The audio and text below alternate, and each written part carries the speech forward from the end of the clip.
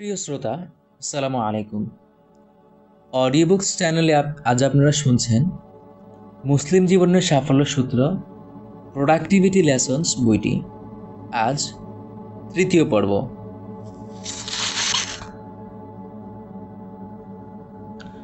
অল্প কাজে বেশি ফায়দা। ইবনু শিহাব জুহরি রহিমাহুল্লাহ বলেন, ইউনুস, তুমি জোর করে জ্ঞান অর্জনের চেষ্টা করবে না। জ্ঞানের বেশ কয়েকটা প্রান্তর আছে।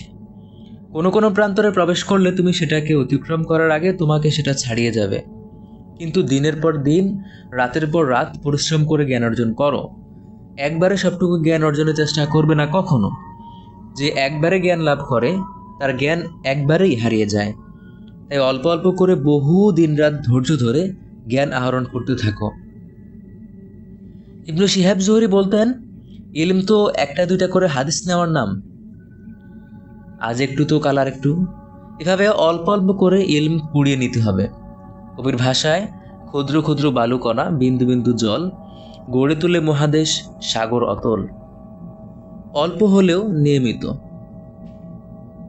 এই চারটি জিনিস, পরিকল্পনা, রূপরেখা, দৈনন্দিন লক্ষ্য এবং অগ্রাধিকার নির্ণয়, ব্যক্তি জীবনে মনোযোগ তৈরিতে সবচেয়ে বড় ভূমিকা রাখে। এটি তাকে শেষ পর্যন্ত পৌঁছে দেয়, তাকে পথের সমাপ্তি রেখায় নিয়ে যায়। এগুলো মনোযোগের সবচেয়ে গুরুত্বপূর্ণ ধাপ। কোনো মানুষের জীবনে যদি এই বৈশিষ্ট্যগুলো বিদ্যমান থাকে, তাহলে তাকে দেরিতে হলেও স্বপ্ন পূরণ করিয়েই ছাড়বে। আর কোনো মানুষ যদি এগুলো আঁকড়ে ধরতে না পারে, তাহলে সে নিক্ষিপ্ত হবে বিক্ষিপ্ততার রাস্তা করে। মনোযোগ স্থাপনে আরও যে বিষয়টি সহায়তা করে তা হলো নবীজির শিখিয়ে দেওয়া অল্প হলেও নিয়মিত নীতিটি। আমি আপনার কল্যাণকামী হিসেবে বলছি, এর ব্যাপারে কখনো অবহেলা করবেন না। যাদেরই পরিকল্পনা ব্যর্থ হয়েছে, স্বপ্ন অধরা থেকে গেছে, তারা সবাই এই বিষয়টিকে অবহেলা করেছে বলেই হয়েছে। কিন্তু সময় পেরিয়ে যাওয়ার পর আফসোস করে কি লাভ হয় কখনো? একজন লোক পুরো 23 খণ্ড সিয়ারু আলামিন নুবালা এবং 34 খণ্ড মুসনাদু আহমদ পড়েছে। সে কেবল প্রতিদিন ঘুমানোর আগে মাত্র 20 মিনিট করে পড়ত। একদল ছাত্র শাইখ ইবনু উসাইমিনের শারহুল মুমতি বইটি প্রতিদিন 1 ঘন্টা কি আধ ঘন্টা করে পড়ত। এভাবে 2.5 বছরের মাথায় তারা পুরোটা শেষ করে ফেলেছে। এক ব্যক্তি একটা মূল্যবান কথা বলেছিলেন, 22 বছর আগে আমি সফলতা অর্জনের একটা উপায় জেনেছি। সফলতার বিষয়টা কাজের পরিমাণের চাইতে নিয়মিত করার সাথেই বেশি জড়িত। বড় কিছু অর্জন করা কিংবা বৃহত্তর লক্ষ্যে পৌঁছানোর জন্য আজীবন কোনো একটা কাজ নিয়মিত করে যাওয়াটাই যথেষ্ট। সফলতা অর্জনের লক্ষ্য ছাড়াই কেবল প্রতিদিন একটা নিয়মিত অভ্যাস গড়ে তুলুন। 3 মাসে পুরো কোরআন মুখস্থ করার চিন্তা মাথায় নেবেন না। প্রতিদিন আধা পৃষ্ঠা করে মুখস্থ করুন। শরীর গঠন নিয়ে ব্যস্ত হবেন না। প্রতিদিন কেবল আধা ঘন্টা করে শরীরচর্চা করুন। রাতারাতি কোনো একটি বিষয়ে পারদর্শিতা অর্জনের গুরুভাব নেওয়াটা বেশ বোকামি। তার চেয়ে বরং প্রতিদিন সেই বিষয়ের কয়েক পৃষ্ঠা করে পড়তে থাকুন। বড় কোনো কাজ কিংবা 2 মাসে 30 কেজি কমানোর মতো দায়িত্ব নিতে যাবেন না, বরং সারাটা জীবন একটা সুষম খাদ্যাভ্যাস ধরে রাখুন। সোজা কথায়, জীবন এমনিই চলে যাবে। আপনি যদি একটা ভালো অভ্যাস অল্প করে হলেও নিয়মিত ধরে রাখেন, 2-1 বছরের মাথায় দেখবেন সেই লক্ষ্য খুব সহজেই অর্জিত হয়ে গেছে।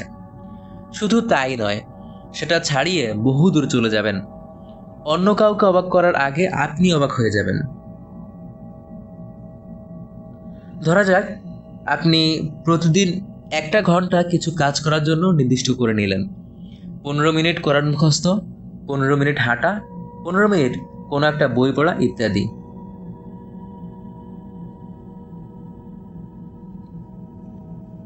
কয়েক বছর পর আপনি অবাক হয়ে দেখবেন কোরআন মুখস্থ হয়ে গেছে। সুবহানাল্লাহ, আপনার শরীরও বেশ সুগঠিত হয়েছে। 10-12টি বইও পড়া শেষ হয়ে গেছে। আর এসবই দিনের 1 ঘন্টা কাজে লাগানোর মাধ্যমে। বাকি 30 ঘন্টার কথা না হয় বাদই দিলাম। অল্প হলেও নিয়মিত এই নীতিটি সবচেয়ে কার্যকরী।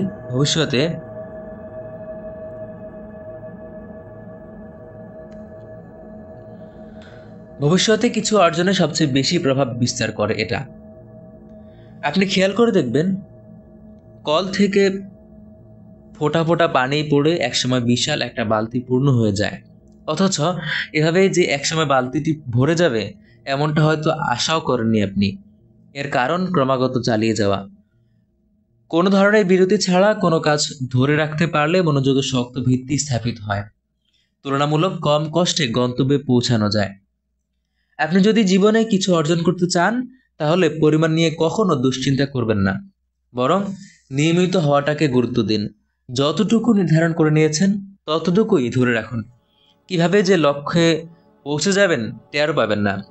কোনো একদিন আপনার বড় স্বপ্নটাও এভাবেই পূরণ হয়ে যাবে।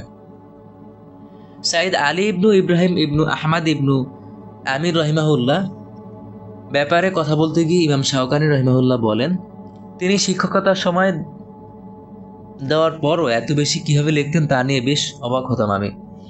একদিন তাকে এ বিষয়ে জিজ্ঞেস করলাম। তিনি উত্তর দিলেন, একদিনের জন্য আমি লেখা বন্ধ করি না। যদি কখনো কোনো ব্যস্ততা এসেও পড়ে তবুও অন্তত 2 কিংবা 1 লাইন হলেও আমি লিখে রাখি। শাওকানি বলেন, আমি তার এই নীতিটি অনুসরণ করে বেশ উপকৃত হয়েছি। চিন্তার খোরাক। আমাদের প্রতিবন্ধকতা কখনো জ্ঞান স্বল্পতা নয়, বরং মূল সমস্যা হচ্ছে জ্ঞানকে বাস্তবে রূপ দেওয়ার ক্ষেত্রে গড়িমসি করা এবং শেষ অবধি এই নীতিতে অবিচল না থাকা। মনোযোগের পরিচয়। একজন আমাকে বলল, আমি মাগরিব আর ইশার সালাত মিলিয়ে দ্বিতীয়বারের মতো কোরআন পড়ে শেষ করছি। এখন সূরা ইসরায় আছি। আল্লাহু আকবার। না বলতে লজ্জা কিসের? আপনার অগ্রাধিকার বাধা দেয় এমন প্রতিটি কাজকে না বলতে শিখুন। আপাত দৃষ্টিতে সেটা জরুরি মনে হলেও মনোযোগ তৈরিতে এই কাজটি বড়সড় ভূমিকা রাখে। আমাদের একটা সমস্যা হলো, আমরা লক্ষ্য লিখে রাখি ঠিকই, কিন্তু হঠাৎ কোনো কাজ এসে পড়লে সমন্বয় করতে না পেরে তালগোল পাকিয়ে ফেলি। উড়ে এসে জুড়ে বসা কাজটা আমাদের প্রায়োরিটি লিস্টে স্থান করে নেয়। আমাদের লক্ষ্য, উদ্দেশ্য আর অগ্রাধিকার প্রাপ্ত বিষয়গুলো তখন গৌণ হয়ে যায়। আমরা যদি সব কিছুকে গ্রহণ করি, জরুরি যে কোনো আহ্বান সাড়া দেই, তাহলে দিন শেষে আমরা কিছু মানুষের খেলার পুতুলে পরিণত হব। তারা তাদের ইচ্ছে মতো আমাদেরকে পরিচালিত করবে, যদিও সেটা আমাদের স্বপ্ন পূরণের অন্তরায় হয়। যে কেউ আপনার কাছে কোনো অনুরোধ করলে প্রথমে তাকে বলুন, আমি আগে আমার শিডিউল দেখে নেই। তিনি চেয়েছেন বলে তখনই তাকে হ্যাঁ কিংবা না উত্তর দিতে যাবেন না। তাকে ধৈর্য ধরতে অনুরোধ করুন, তাড়াহুড়ো করবেন না। তাকে বিনয়ের সাথে বুঝিয়ে বলুন, কারো শিডিউলে প্রবেশ করতে হলে অপেক্ষা করতে হয়। আপনি যেহেতু দেরি করে এসেছেন, কাজেই দেরি করার দায়ভার আপনাকেই নিতে হবে। আপনার গড়িমসির চাকা দিয়ে আপনি অন্যের স্বপ্নকে পিষ্ট করতে পারেন না। ভদ্র ভাষায় আপনার টাইম টেবিলটা দেখে নেই বলার মাধ্যমে আপনি জায়গা মতো হ্যাঁ বলা শিখলেন, উপযুক্ত স্থানে সেটা বুঝতে পারলেন। এতে করে আপনার পরিকল্পনায় ব্যাঘাত ঘটবে না। আপনি তাড়াহুড়ো করে নিজেকে এমন কোনো কাজে জড়িয়ে ফেলবেন না যা আপনার প্রায়োরিটি নষ্ট করে, আপনার পরিকল্পনায় বাধ সাধে। যখন আমি পারবো না, ব্যস্ত আছি, আমার অন্য কাজ আছে, এগুলো বলতে শিখবেন, তখন মানুষকে সময়ের গুরুত্বের ব্যাপারে ধারণা দিতে পারবেন। তাদেরকে বোঝাতে পারবেন সময় কতটা দামি। তাদের ভবিষ্যতে রুটিন মাফিক জীবনযাপন করার ক্ষেত্রে হয়তো আপনি সহায়ক ভূমিকা রাখবেন। আমরা যখন আপনাকে বলি না বলতে শিখুন, তার মানে এই নয় আপনাকে স্বার্থপর হতে বলছি, মানুষকে সহায়তা করতে নিষেধ করছি, কিংবা আপনার কাজে লাগবে এমন কোনো প্রস্তাব প্রত্যাখ্যান করতে বলছি। বরং এটা কেবল আপনার সময়, লক্ষ্য আর অগ্রাধিকারকে সম্মান করার আহ্বান, যাতে আপনি নিজের বৃহত্তর লক্ষ্য ও প্রকল্প বাস্তবায়নকে সবচেয়ে বেশি গুরুত্ব দেন। এরপর মানুষের প্রয়োজন কিংবা অগ্রাধিকার পূরণে সময় দিলে কোনো অসুবিধা নেই। আমরা যে লক্ষ্য এবং চিন্তার জন্য জীবন ধারণ করি, সেটার তরে সংগ্রাম করতে শেখায় মনোযোগ। এর জন্য যদি প্রয়োজন হয় তাহলে সবার কাছে আমরা দুঃখ প্রকাশ করে না বলবো। আমরা এখন সমাজে বসবাস করি যেখানে এমন অনেক অভ্যাস আছে যেগুলো আপনার সময় নষ্ট করে, আপনার মনোযোগ কেড়ে নেয় এবং আপনার জীবনের সবচেয়ে গুরুত্বপূর্ণ মুহূর্তগুলো নস্যাৎ করে দেয়। সামাজিক যোগাযোগ মাধ্যম, গ্রুপ চ্যাট অথবা অযথা আড্ডা, ঘন ঘন আনুষ্ঠানিক দাওয়াতের আয়োজন আমাদের কত বড় ক্ষতি করছে আমরা বুঝতেও পারছি না। একজন মানুষ দিনের সীমারেখার মধ্যে থেকে যে কোনো কাজে অংশ নিতে পারে, নিজেকে এমন অনেক অভ্যাস থেকে মুক্ত করে নিতে পারে যেগুলো কিছুদিন পর জীবনের অমূল্য মুহূর্তগুলো ছিনিয়ে নিয়ে যাবে। চিন্তার খোরাক। আপনি যদি প্রতিটা চাপিয়ে দেওয়া কাজে সাড়া দিতে থাকেন, প্রতিটা প্রশ্নের উত্তর দেন, প্রতিটা বিষয়ে অংশ নিতে শুরু করেন, তাহলে আপনার চাকরি করা উচিত অ্যাম্বুলেন্সে অথবা রিসেপশনিস্ট হিসেবে। বড় কোনো লক্ষ্য অর্জন আপনাকে দিয়ে হবে না। জীবনের বার্তা। টাকার জন্য জীবন নয়, বরং জীবনের জন্য টাকা। অর্থ করেই আমার জীবনকে পরিচালিত করতে পারত, কিন্তু আল্লাহর অফার করুণায় আমি তা হতে দেইনি। আমি এমন কাজ করিনি যা আমার চিন্তা বা পরিকল্পনার সাথে সাংঘর্ষিক। আমি সারা জীবন এমন কিছুই করেছি যেগুলো আমার পরিকল্পনাকে বাস্তবায়ন করতে সাহায্য করবে। আমি মেয়েদের অনুষদে লেকচার দিতাম। সেখান থেকে বের হওয়ার আগ পর্যন্ত 2-4টার বেশি অতিরিক্ত লেকচার দিইনি, যাতে সেই লেকচারগুলো আমার জ্ঞান অর্জন প্রকল্পের অংশ হয়। মেয়েদের অনুষদের সামনে যে রাস্তা, তার উল্টো পাশেই আমি বাসা নিয়েছিলাম, যাতে যাওয়া আসায় সময় নষ্ট না হয়। সারাটা জীবন কখনো আমি কোনো প্রশাসনিক কাজের দায়িত্ব নেইনি, কখনো কোনো অনুষদ কমিটি বা বিভাগের প্রধান হইনি। নিউ ইয়র্কে অবস্থিত আরব বিশ্ববিদ্যালয়ের সার্বক্ষণিক প্রতিনিধি দল পরামর্শদাতা হিসেবে কিছুদিন কাজ করেছি, তবে সেটাও আমার জ্ঞান অর্জনের প্রকল্পের মাঝে সীমাবদ্ধ ছিল। মোটা অঙ্কের সম্মানী সহ জাতিসংঘে কাজ করার প্রস্তাব পেয়েও আমি নিজের চাকরিতেই অটল ছিলাম। টাকা পয়সার আহ্বানকে উপেক্ষা করেছি, কারণ নতুন চাকরিতে আমার বেশিরভাগ সময়ই কেটে যাবে, এতে আমার পরিকল্পনা বাধাগ্রস্ত হবে। লেগে থাকুন চর্চার সাথে। কোনো ভালো কাজ শেখার পর তার মাঝে আরও নতুনত্ব আনার তাড়না মনোযোগ বৃদ্ধির অসাধারণ উপায়। প্রায় প্রতিটি কাজই বারবার চর্চা করা অত্যাবশ্যক, যাতে কাল পরিক্রমায় সেগুলো পরিণত হয় অভিনব অবদানে। যে কাজে আপনি সময় দিবেন, আপনার সমস্ত অনুভূতি নিয়োজিত করবেন, তার কারণেই হয়তো কবরে পৌঁছে গেলেও আপনার আমলনামায় ভালো কিছু যোগ হতে থাকবে। আল্লাহ চাইলে আপনার অনন্য প্রকল্প শত শত বছর ধরে মানুষের উপকারে লেগে থাকবে। ইবনু কাসির রহিমাহুল্লাহ বলেন, কোনো ব্যক্তি যে কাজে জীবন কাটাবে তার মৃত্যুও সেটার উপর হবে এবং সে ওই অবস্থায় পুনরুত্থিত হবে। মহান আল্লাহ রাব্বুল আলামিন তার বদান্যতার মাধ্যমে এটি নির্ধারণ করে দিয়েছেন। অনুশীলন আর চর্চা চালিয়ে গেলে কিছুদিন পর দেখবেন অভ্যাস হয়ে গিয়েছে। আপনার জীবনে একটা গুরুত্বপূর্ণ জায়গা করে নেবে এই অনুশীলনের মানসিকতা। আমরা প্রতিদিন অন্তত আধ ঘন্টা পড়ার মাধ্যমে অভ্যাস গড়ে তুলতে পারি, অথবা অন্তত 15 মিনিট করে হলেও যেন পড়ি, তবে তা হতে হবে নিয়মিত।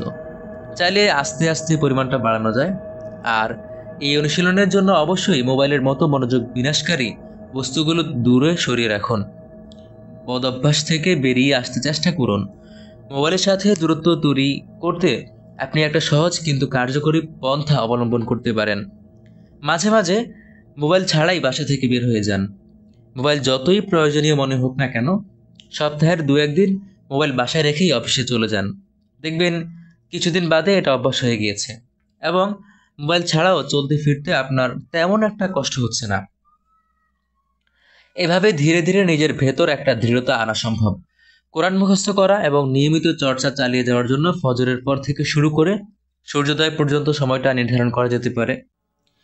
আত্মীয়দের সাথে সব সাক্ষাতের জন্য সপ্তাহে 1 ঘন্টা বরাদ্দ রাখুন এবং এই অভ্যাস যেন ভেঙে না যায় সেদিকেও নজর রাখুন। একদিন ধীরে ধীরে সেটা চমৎকার এক অভ্যাসে পরিণত হবে। বারবার কোনো একটা কাজ করতে করতে তাতে অভ্যস্ত হয়ে যেতে পারবো, নিজেদেরকে সেটার আলোকে গড়ে নিতে সক্ষম হব। দেখা যাবে এসব কাজ আমাদের জীবনের অবিচ্ছেদ্য অংশ হয়ে দাঁড়িয়েছে।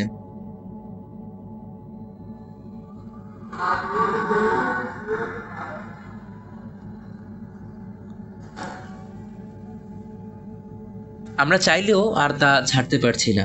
অধিকাংশ ক্ষেত্রে মনোযোগ তৈরির উপায় হলো এক জায়গায় দীর্ঘক্ষণ অবস্থান করা, আর সেই সময়টাতে একটার বেশি কাজে জড়িয়ে থাকা অনুচিত।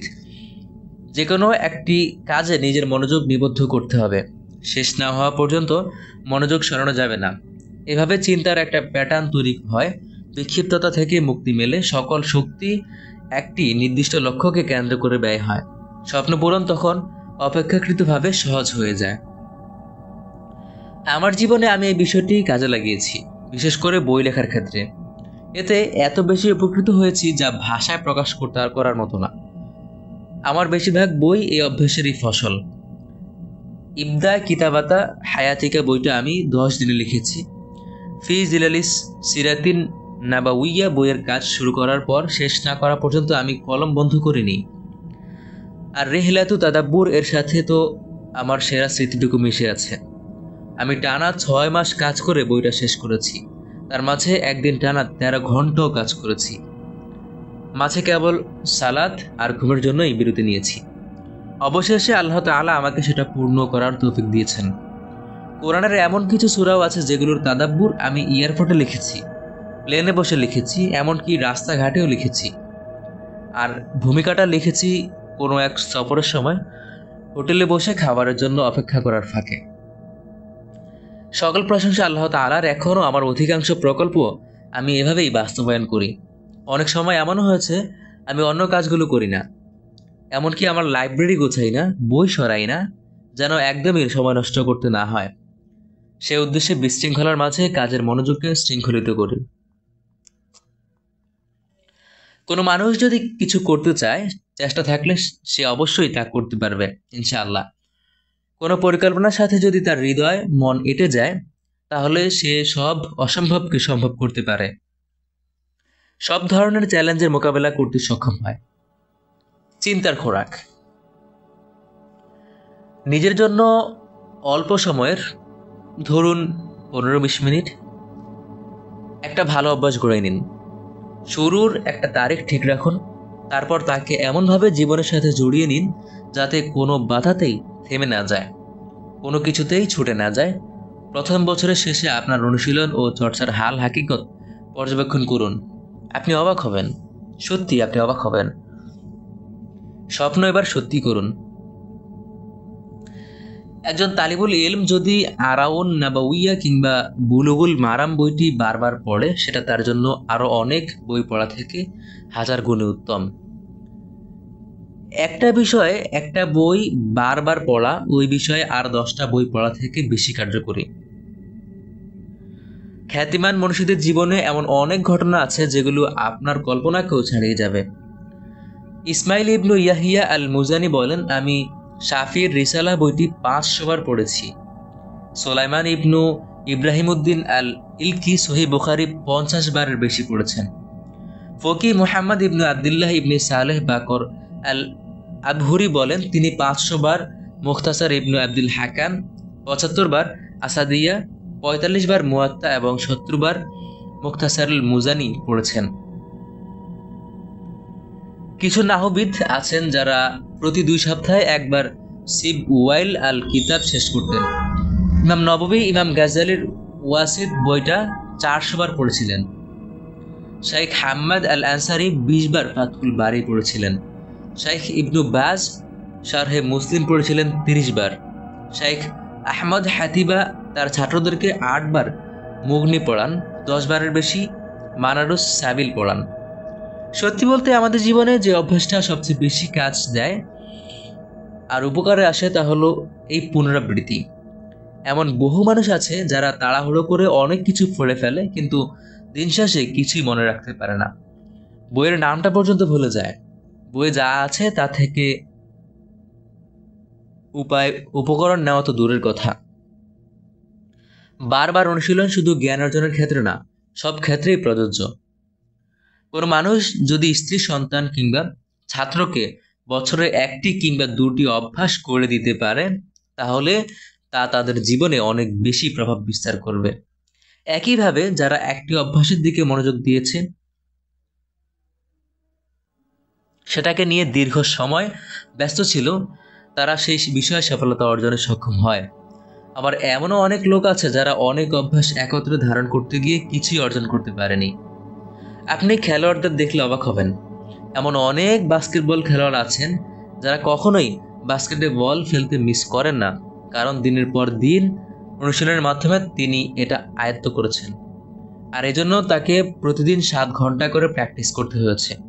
একবার টেবিল টেনিস চ্যাম্পিয়নের কাছে তার সফলতার কারণ জানতে চাওয়া হয়েছিল।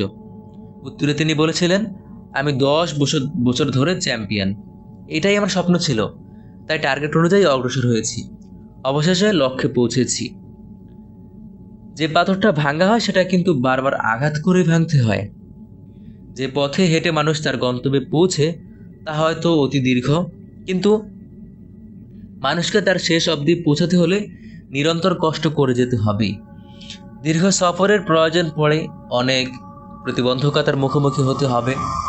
এভাবে যে প্রতিযোগিতায় অংশগ্রহণকারী একজন ব্যক্তি নিজের দিকে মনোসংযোগ নিবদ্ধ করে, অন্যদের নিয়ে ব্যতিব্যস্ত হয় না, তার লক্ষ্য থাকে গন্তব্য ছোঁয়া, সেই অন্যদের আগে পৌঁছে যায়। কিন্তু যখনই কেউ অন্যের দিকে মনোযোগ দিয়ে সময় নষ্ট করে, তখনই প্রতিযোগিতার খেই হারিয়ে ফেলে। চিন্তার খোরাক। আপনি অভ্যাস গড়ে তোলার অথবা লক্ষ্য পূরণ করার জন্য যে পরিশ্রম করছেন, একদিন হয়তো সেটা এমন এক ট্রেনিং সেন্টারের রূপ নেবে যেখানে বহু মানুষ শিখতে আসবে। ভবিষ্যতের নতুনরা একই পথ ধরে এগিয়ে যেতে পারবে। তাই পথের শুরুতে যত রকমের বাধা বিপত্তি আসুক না কেন, কখনো থেমে যাবেন না। বার্তা: আমি ভালো লিখতে পারি না বলে উচ্চ মাধ্যমিকে 2বার ফেল করেছিলাম, কিন্তু আজব ব্যাপার, আমার বই এখন নিউ ইয়র্ক টাইমসের সর্বাধিক বিক্রিত বইগুলোর একটি। রবার্ট টি। শৃঙ্খলা মানেই বন্ধিত্ব নয়। কোনোদিন লক্ষ্য ব্যর্থ হচ্ছে হঠাৎ ঘুরতে যাওয়ার শখে, কখনো সামাজিক যোগাযোগ মাধ্যমে কোনো গরম খবরের ঘন্টার পর ঘন্টা নষ্ট হচ্ছে। এভাবে শৃঙ্খলাহীন জীবন আমাদেরকে লক্ষ্য থেকে আলোকবর্ষ দূরে সরিয়ে নিয়ে যাচ্ছে। রুটিন মাফিক জীবনে অভ্যস্ত না হওয়ায় কত রুটিন করার পর বাতিল করতে হয় তার হিসেব নেই। বিশৃঙ্খল জীবনে রুটিন যেন বন্ধিত্বের গুমট পরিবেশ তৈরি করে। এভাবে বারবার পরিকল্পনা বাতিল করে চোরাবালিতে হারিয়ে যায় সময় আর উৎসাহ। যারা সুশৃঙ্খল হতে পারে তারাই জীবন গড়ে, তাদের পক্ষেই কেবল সঠিক পথে অবিচল থাকা সম্ভব হয়। আপনি যদি তাদের পথে চলতে চান, তাহলে আপনাকেও সুশৃঙ্খল জীবন গঠনে মনোযোগ দিতে হবে। কোনোভাবেই আপনার পরিকল্পনা, চিন্তা আর সময়কে ছাড় দিবেন না। পথে হাজার রকমের সমস্যা এসে পড়লেও অটল থাকতে হবে। আপনি যে কোনো চিন্তা, পরিকল্পনা প্রণয়ন, দক্ষতা অর্জন অথবা অভ্যাস তৈরি শুরু করলে শেষ না দেখে ছাড়বেন না। আমাদের সবচেয়ে বাজে অভ্যাস হলো আমরা কোনো পরিকল্পনা হাতে নিলে 2 দিন পরেই তা ছেড়ে দেই। দৃঢ়তা না থাকলে অভ্যাস গড়ে তোলা সম্ভব নয়। চিন্তার সাথে নিজেকে জুড়ে রাখতে হবে, পরিকল্পনা বাস্তবায়নের সাথে সংগ্রাম চালাতে হবে।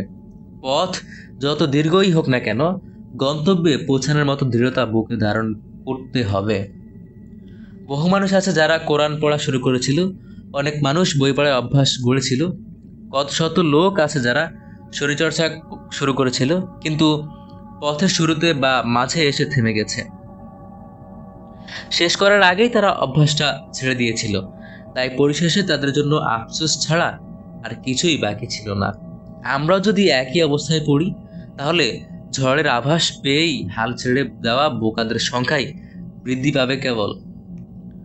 কোনো কোনো শিক্ষার্থী এমন আছে যারা কোরআন মুখস্থ করতে মাত্র 2 মাস সময় নিয়েছে, তারপর তার জীবনের গুরুত্বপূর্ণ পরিকল্পনা হাতে নিয়েছে। ঘরে বসে সহিহ বুখারীর মুখতাসার আয়ত্ত করেছে 2 মাসে। আবার কেউ কেউ পুরো একটা সেমিস্টার জুড়ে ইংরেজি শিখেছে। সেমিস্টার শেষ হওয়ার আগে তারা ইংরেজিতে দক্ষতা অর্জন করেছে। 2-3 বছরের মাথায় নিছক প্রচেষ্টা বলে একজন দরিদ্র মানুষ রূপান্তরিত হয়েছে ধনী ব্যক্তিতে। জাকাত গ্রহীতা পরিণত হয়েছে জাকাত দাতায়। আমি এমন অনেক স্থূলকায় ব্যক্তির কথা জানি যারা আসন্ন ক্ষতির কথা চিন্তা করে দৃঢ় পদক্ষেপ নিয়ে ডায়েট শুরু করেছে, যা তারা আগে কোনোদিন কল্পনাও করেনি। কয়েক মাসের মধ্যেই তারা স্থূলতার অভিশাপ থেকে মুক্তি পেয়ে লাভ করেছে নতুন জীবন। ইমাম শাফি বলেন, আমি যখন আহকামুল কোরআন লিখতে চাইছিলাম তখন 100 বার কোরআন পড়লাম। চিন্তার খোরাক। আপনি যদি প্রতিদিন কোরআনের মাত্র 3টি আয়াত মুখস্থ করার সিদ্ধান্ত নেন, তাহলে 8 বছরে সম্পূর্ণ কোরআন মুখস্থ করে ফেলতে পারবেন। আর যদি প্রতি সপ্তাহে 1 পৃষ্ঠা মুখস্থ করে সেটা দিনরাত চর্চা করতে থাকেন, তাহলে 12 বছরের মাথায় আপনার পুরো কোরআন মুখস্থ হয়ে যাবে। এভাবে অনেক মানুষ 20 বছর ধরে একই পরিকল্পনা ধরে রেখেছে, যদিও তারা কখনো লক্ষ্যে পৌঁছাতে পারেনি।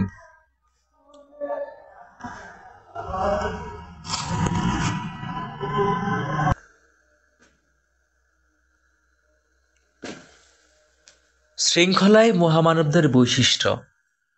শাইখ ইবনু বাজ যখন দালমে বিচারক পদে ছিলেন তখন উসুলুস সালাসাহ বইটি 100 বার পড়ে নেন। মোক্ষম সময়। জীবনে সফল হতে নিজেকে আদ্যোপান্ত জানতে হবে। নিজের সুবিধা অসুবিধা আগ্রহ মনোযোগ এসবের প্রতি নজর দিলে সময়কে সঠিকভাবে কাজে লাগানো অনেক সহজ হয়ে যায়। আসলে সাফল্য ও ব্যর্থতার মাঝে পার্থক্য করে দেয় আমাদের মেধা, শ্রম আর সময়ের সর্বোচ্চ সদ্ব্যবহার। আমরা প্রত্যেকেই চাই আমাদের সক্ষমতা ও সম্ভাবনাকে জানতে। আমাদের কেউ রাত জেগে কাজ করতে পছন্দ করে, কেউ আবার রাত ঘুমিয়ে ভোরবেলায় কাজ শুরু করতে ভালোবাসে। কেউ নিজের চিন্তা ও পরিকল্পনাকে জাগ্রত রাখতে পারে, কেউ আবার একটা কাজ বেশিক্ষণ করতে পারে না। বহু রকমের মানুষ আছে এই দুনিয়ায়। তবে আমাদের প্রত্যেকেরই একটা পিক আওয়ার থাকে, ভালো লাগার একটা সময়সীমা থাকে, যে সময়গুলোতে আমরা বেশ সতেজ আর প্রফুল্ল থাকি। নিজের মাঝে অপরিমেয় শক্তি আর প্রাণচাঞ্চল্যের স্ফুরণ দেখতে পাই। অন্য সময় হয়তো আমরা তেমন একটা চাঞ্চল্য অনুভব করি না। তাই আমাদের উচিত এই সময়গুলোর প্রতি লক্ষ্য রাখা, যেন নিজের পরিকল্পনা আর চিন্তা বাস্তবায়নের ক্ষেত্রে সেগুলো ভালোভাবে কাজে লাগানো যায়। দিনের কোন সময়টা আপনার জন্য মোক্ষম সময় তা জানতে পারাটা পরিকল্পনা ও লক্ষ্য পূরণে বেশ গুরুত্বপূর্ণ প্রভাব ফেলবে।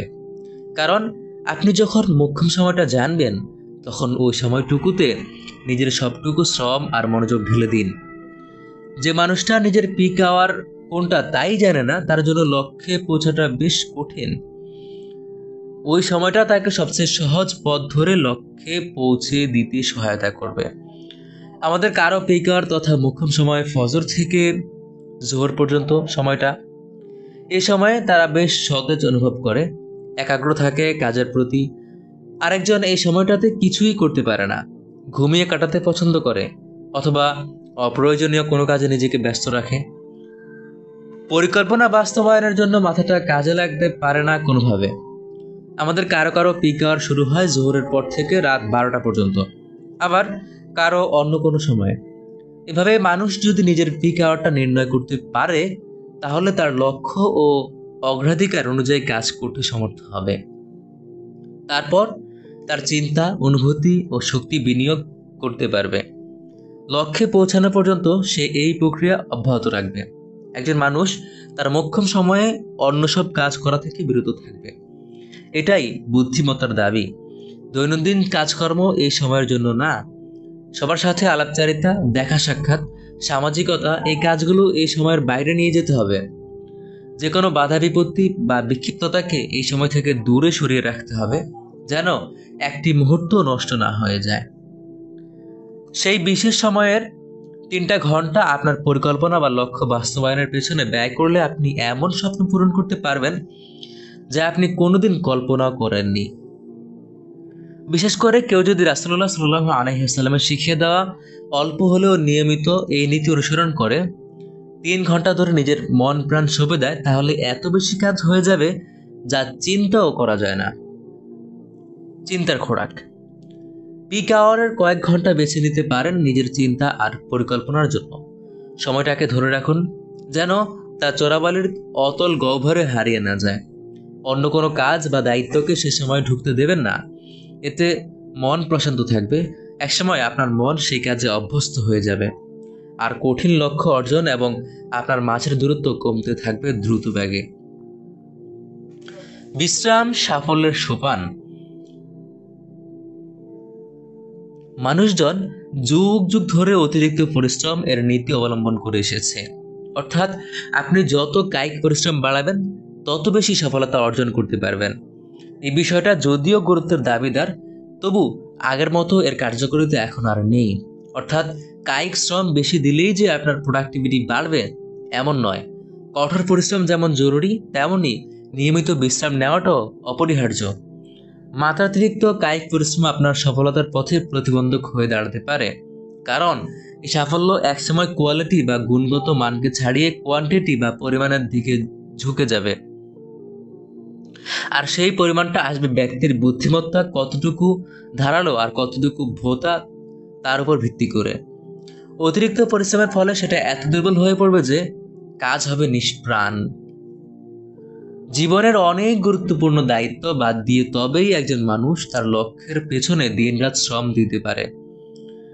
সেসব গুরু দায়িত্ব পালন করতে পরিশ্রম পরিমিত হওয়া চাই, নয়তো একসময় সবকিছু বাদ দিয়ে শুধু নিজের স্বপ্ন পূরণ করতে গিয়ে পাপের অনুভূতি আচ্ছন্ন করে বসবে। ফলে ব্যক্তির স্বাস্থ্য, পারিবারিক জীবন, ইমানি শক্তি কিংবা বুদ্ধিমত্তা সবকিছুতে ভাঙন ধরে যাবে।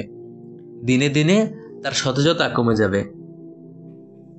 প্রযুক্তি নির্ভর এই যুগে আমরা চিন্তা আর বুদ্ধি দিয়ে যত কিছু অর্জন করতে পারি তা কায়িক পরিশ্রমের চেয়ে বহু গুণ কার্যকর। আপনি ইতিপূর্বে 80-20 নিয়মটা জেনেছেন, অর্থাৎ 20 ভাগ কাজ করে আপনি 80 ভাগ অর্জন করতে পারবেন। সাধারণত একজন মানুষের দিনে 8 ঘন্টা ঘুম প্রয়োজন। জীবনের পরিকল্পনা বাস্তবায়নে নিয়োজিত হওয়ার আগে আপনাকে পর্যাপ্ত বিশ্রাম গ্রহণের পরামর্শ দিচ্ছি। আপনি যখন কর্মমুখর জীবনে প্রবেশ করবেন তখন যেন আপনার সামগ্রিক প্রস্তুতি থাকে, আপনি যেন তখন অভিনব সাফল্য অর্জন করতে সমর্থ হন। আমরা কোয়ান্টিটি চাই না, কোয়ালিটি চাই। আপনার কাছে অল্প সময় সজীব, প্রাণবন্ত ও কার্যকর উপস্থিতি চাই। আপনার জীবন থেকে বেশি সময় চাই না। আপনাকে ক্লান্ত ও দুর্বল করে দেওয়ার ইচ্ছা আমাদের নেই। কোরআন সুন্নাহ পড়লে দেখবেন এমন বিষয়ের দিকে ইঙ্গিত করা হয়েছে মানুষ যেন নিজেকে কষ্ট না দেয়, তার প্রতি সতর্ক করা হয়েছে। সে যেন সহজ সরল স্বাভাবিকভাবে তার কাজকর্ম আর ইবাদত করতে পারে, দিন শেষে যাতে একঘেয়েমি তাকে পেয়ে না বসে। আল্লাহ তাআলা বলেন, আল্লাহ তোমাদের জন্য সহজ চান, কঠিন চান না। সূরা বাকারা আয়াত 185। একবার আয়েশা রাদিয়াল্লাহু তাআলা আনহা এক নারীর অধিক পরিমাণ সালাত আদায়ের প্রশংসা করলেন।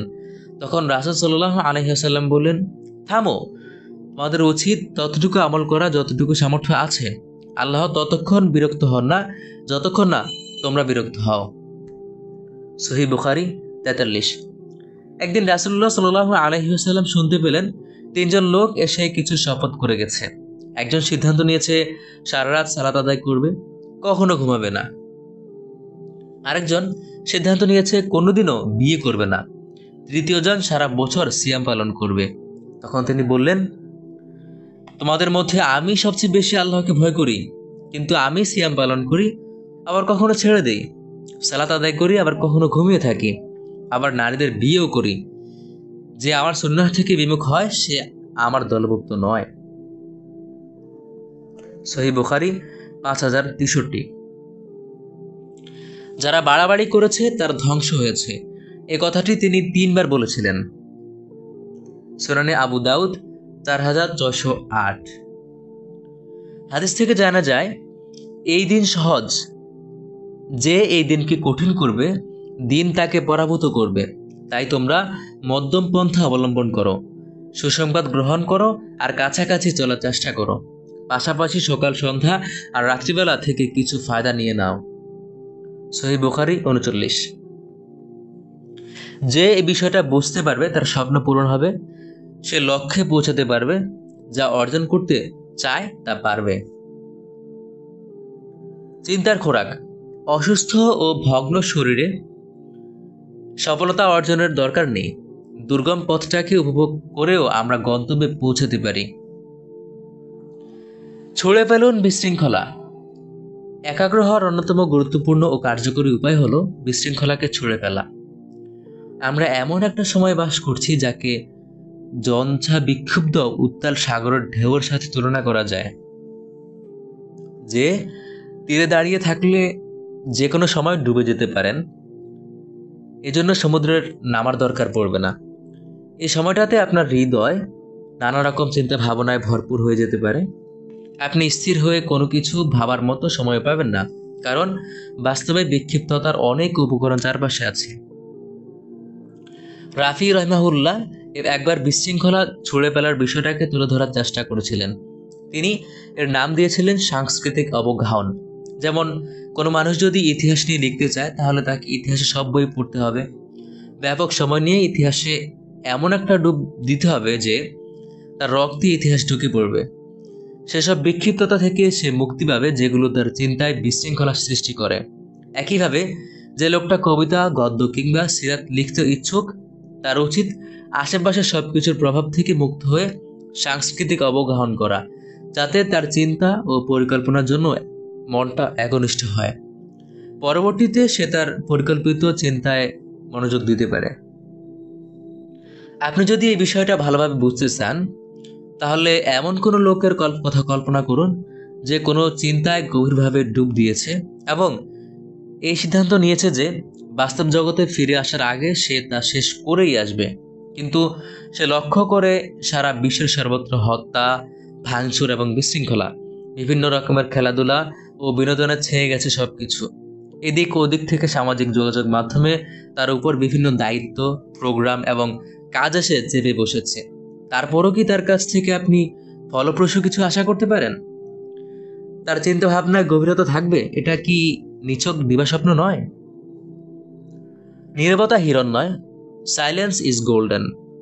আমরা যদি কার্যকরী ও ফলপ্রসূ কোনো চিন্তায় মগ্ন হতে চাই, তাহলে আমাদেরকে অবশ্যই নির্জনতার কাছে যেতে হবে, নীরব পরিবেশ বেছে নিতে হবে। চিন্তার ক্ষেত্রে সব রকম বিক্ষিপ্ততা থেকে মুক্ত হওয়া বাঞ্ছনীয়। আমাদের চিন্তা, পরিকল্পনা, ভাবনায় অভিনবত্ব এনে সম্ভাবনাময় কাজ করতে চাইলে এই পদ্ধতির কোনো বিকল্প নেই। আমি বলছি না মানুষজন ছেড়ে বনবাসে যেতে, বরং প্রয়োজনে সামাজিক যোগাযোগ মাধ্যম থেকে বিচ্ছিন্ন হওয়া এবং অনর্থক সময় অপচয়কারী লোকদের থেকে নিরাপদ দূরত্ব বজায় রাখাই একান্ত কাম্য। চিন্তার খোরাক। কিছু সময়ের জন্য আপনার মোবাইলটা রেখে পরীক্ষা করে দেখুন।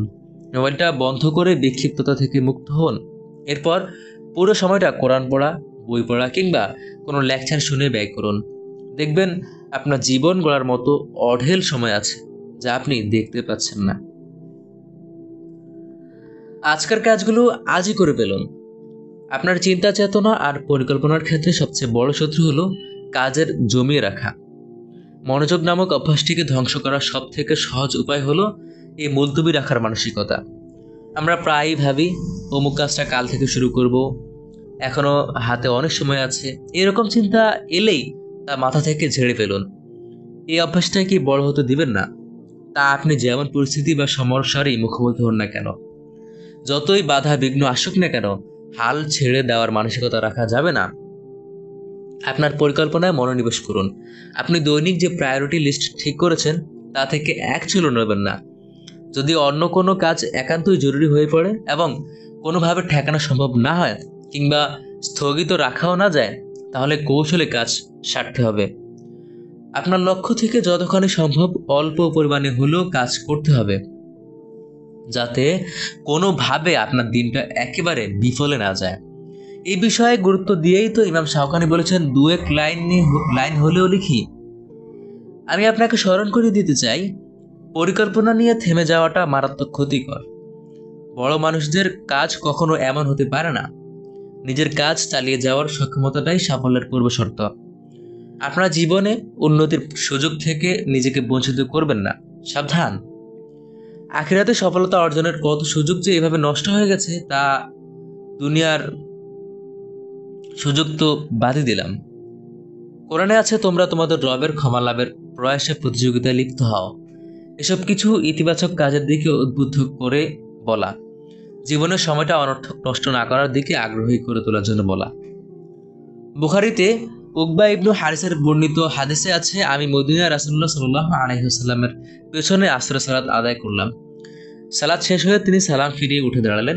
এরপর মানুষের কাঁধ ডিঙিয়ে তার কোনো এক স্ত্রীর ঘরে চলে গেলেন। লোকজন নবীজির এমন তাড়াহুড়ো দেখে বেশ অবাক হলো। পরে তিনি ফিরে এলে সবাইকে বললেন, আমার মনে পড়লো ঘরে একটা সোনা কিংবা রূপোর টুকরা রয়ে গেছে। আমার ভয় হচ্ছিল, না জানি কাল হাসরের ময়দানে এর জন্য আমার কত কঠিন হিসেব নেওয়া হয়। তাই সালাত শেষ করে তাড়াতাড়ি সেগুলো বিলিয়ে দেওয়ার আদেশ দিয়ে এলাম। যদি কারো কাজের প্রতি আগ্রহ না থাকে, তার কাছে যদি এই কাজের গুরুত্বই না থাকে কিংবা কাজটা যে দায়িত্ব নিয়ে করতে হবে সেই বোধ জাগ্রত না হয়, তখনই কাজ ফেলে রাখার প্রবণতা চলে আসে। সে মূলত কাজটা করতেই চায় না। এই সমস্যাটি দূর করার জন্য সে তার মন মতো আনন্দদায়ক কোনো পরিকল্পনা হাতে নিতে পারে। কাজ ফেলে রাখার মানসিকতা আসার আরেকটা কারণ লক্ষ্যের মাত্রা বড় হওয়া। এটা ব্যক্তিকে চাপের মুখে ফেলে দেয়। সে তখন দায়িত্ব থেকে পালিয়ে বাঁচতে চেষ্টা করে। কাজ ফেলে রাখার আরও কারণ হলো লিখে রাখা বিষয়টা একজন মানুষের জীবনে গুরুত্বপূর্ণ কিছুতে পরিণত না হওয়া। অর্থাৎ সে যদি দিনের মাঝে এটার জন্য সময় নির্ধারণ না করে তাহলে তার পেছনে পিছিয়ে যাওয়া ছাড়া আর কোনো উপায় থাকে না। একজন মানুষের উচিত শুরু থেকেই তার চিন্তা আর পরিকল্পনাকে গুরুত্ব সহকারে দেখা। এরপর সে তার সাধ্যের মাঝে যেসব চিন্তা বাস্তবায়ন করা সম্ভব সেগুলো লিখে রাখবে। কতটুকু সময়ের মধ্যে সে এগুলো শেষ করতে চায় এটাও লিখতে হবে। এই তিনটা জিনিস ঠিক থাকলে আর কোনো কিছু তার পরিকল্পনায় ব্যাঘাত ঘটাতে পারবে না। অন্য কোনো ব্যাপারে জীবনে যত প্রভাব বিস্তারই করুক না কেন সেটা তার লক্ষ্য অর্জনকে বাধাগ্রস্ত করতে সক্ষম হবে না। মনে রাখবেন, কাজ পিছিয়ে রাখা কিংবা আজকের কাজ আগামী দিনের জন্য ফেলে রাখা নিজের উপর জুলুম করা, নিজের সুপ্ত প্রতিভাকে ফুরিয়ে ফেলা এবং সক্ষমতাকে অকার্যকর করার নামান্তর।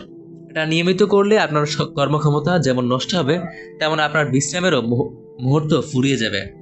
আপনি যখন রাতে ঘুমাতে যাবেন তখন আপনার মাঝে দুশ্চিন্তা এসে ভর করবে। আপনি কোনো কাজ কেন শেষ করলেন না সেজন্য হতাশা ঘিরে ধরবে আপনাকে। অবশেষে আপনি আবিষ্কার করবেন সবকিছু আপনি হারিয়ে ফেলেছেন। এই সমস্যার সমাধান হলো আপনি যে কাজগুলো প্রায়োরিটি লিস্টে রেখেছেন সেগুলোর জন্য আলাদা সময় বরাদ্দ রাখবেন। ওই সময়টাতে সেই কাজগুলো করে ফেলবেন, তারপর কিছুক্ষণের জন্য থেমে আপনার পছন্দনীয় কোনো একটা কাজ জড়াবেন। কিছুক্ষণ সেটা ব্যস্ত থেকে আবার ফিরে আসবেন, যাতে করে প্রত্যেকবার আপনি প্রায়োরিটি লিস্টে থাকা কাজগুলো সম্পূর্ণ করতে পারেন। এই পদ্ধতির সবচেয়ে ভালো দিক হলো এতে করে আপনার জন্য পথটা সহজ হয়ে যায়। আপনার মাঝে ইতিবাচক অনুভূতি জন্ম নেবে। আপনি নিজেই নিজের কাজের অগ্রগতি অনুভব করতে পারবেন। ছোট ছোট টার্গেটগুলো পূরণ হবে, দিনে দিনে কাজ মুলতবি রাখার বদ অভ্যাসও দূর হয়ে যাবে। কিছু মানুষ জানে তার দায়িত্ব হলো প্রতিদিন এক পারা কোরআন পড়া। এই দায়িত্বটা তাকে চাপে ফেলে দেয়, তাই প্রতিবারই সেই কাজ ফেলে রাখে।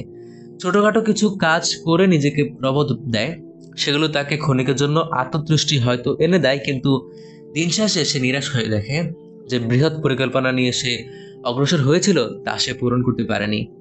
তাহলে এর সমাধান কি? সমাধান হলো সে তার কাজটাকে ছোট ছোট অংশে বিভক্ত করবে।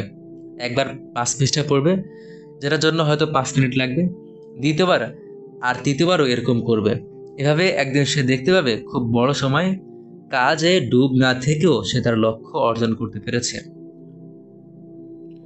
হাতে পড়ে থাকা এমন অনেক কাজ আছে যেগুলো তাকে তাৎক্ষণিক আনন্দ দেয়, সেগুলোতে সে আর ব্যস্ত হবে না। যেমন সামাজিক যোগাযোগ মাধ্যম, বন্ধুর সাথে গল্পগুজব অথবা কোনো কাজ করতে ঘরের বাইরে যাওয়া, এগুলো সে এড়িয়ে যেতে পারবে খুব সহজেই। চিন্তার খোরাক, আপনি প্রতিদিন কেন আপনার প্রায়োরিটি লিস্টে থাকা কাজগুলো শেষ করতে পারেন না তা নিয়ে ভাবুন। আপনার কাজগুলোকে কয়েকটি ভাগে বিভক্ত করুন, অথবা কাজের সাথে এমন একটা অনুভূতি মিশিয়ে ফেলুন যা আপনাকে আনন্দ দেবে, কিংবা কাজটার সমাপ্তি কতটা সুন্দর হবে তা কল্পনা করুন। হতে পারে সেটার জন্য নিজের ঘরে কোনো স্টিকি নোট লাগিয়ে রাখলেন, কিংবা চার্টটা নিয়ে রাখলেন, অথবা শেষ করার পর নিজেকে পুরস্কৃত করলেন। দেখবেন কত সহজে কাজগুলো শেষ হয়ে যাবে।